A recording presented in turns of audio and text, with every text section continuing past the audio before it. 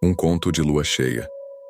Em uma cidadezinha no interior de Minas Gerais havia rumores de um animal que estava matando e devorando outros animais. Os moradores estavam assustados e os caçadores da região não conseguiam pegar o bicho, pois não havia rastro para seguir.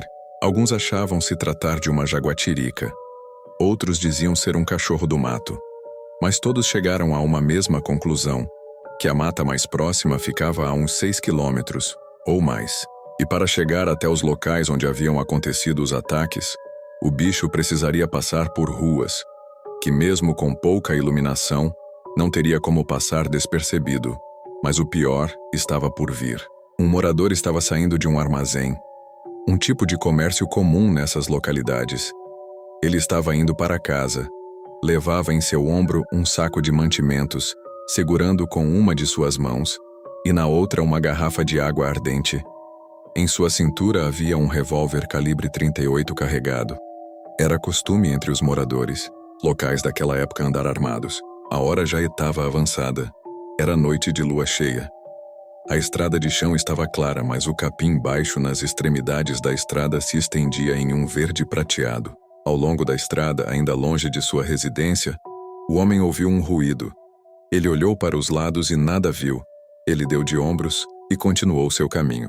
Um outro ruído, só que agora estava mais próximo. Ele para e observa tudo à sua volta. Por um instante ele pensa ter visto algo, mas não consegue identificar o que seria. Não sabia se tratar de um animal, ou se era uma pessoa, ou até mesmo um simples tronco de árvore largado à beira da estrada.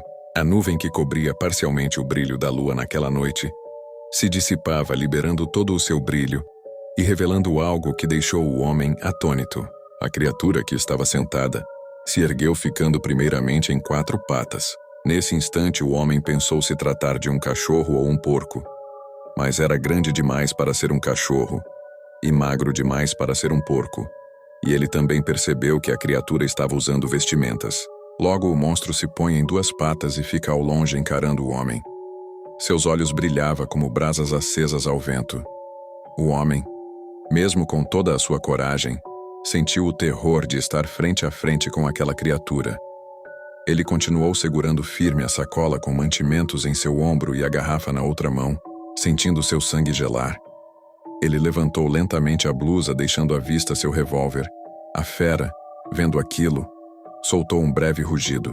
O homem ergueu sua cabeça e caminhou em linha reta, apenas atravessando para o outro lado da rua em sinal de respeito e cautela, sempre olhando nos olhos da criatura que o fitava, rosnando baixo. Quanto mais se aproximava, mais ele sentia o terror percorrer em suas veias. O odor fétido de carniça era terrível, mas era o que o estava mantendo ciente de aquilo era real e estava na sua frente. À medida vai passando pela criatura e se afastando dela, ele continua olhando para trás na esperança de não perder o monstro de vista, mas ao se afastar uns 100 ou 200 metros, quando ia vir a uma esquina, o monstro não estava mais lá. O homem olha para os lados e para frente. Suas pernas quase não o obedecem mais. Seus pensamentos ficam confusos com o que viu. Agora, a poucos metros de sua casa, ele volta a si e acelera o passo, mas quando olha para trás uma última vez, ele vê que o monstro o persegue esgueirando em meio ao capinzal. Quando o homem vê a porteira, que é a entrada de sua casa, ele sente um conforto e um pouco mais de segurança. Então ele corre. A criatura se ergue em 2 patas, em seguida se põe em 4 patas e corre para atacar. Ao abrir a porteira e entrar em seu sítio, o larga sua sacola de mantimentos e a garrafa, pega seu revólver e dispara na direção da criatura. Mas ela não para de avançar. Os cães e os 2 filhos do homem que estavam na varanda, escutando os tiros, correm para ver o que estava acontecendo. A criatura escuta o latido do cães e se foge. Os 2 rapazes se aproximam com suas armas em punho e se deparam com o pai que estava deitado na grama, apertando o gatilho de seu revólver que já estava sem munição. Eles ficam sem entender nada até o dia seguinte, quando seu pai conta tudo o que aconteceu, e em momento algum eles duvidam de seu pai, pois ele nunca havia mentido antes.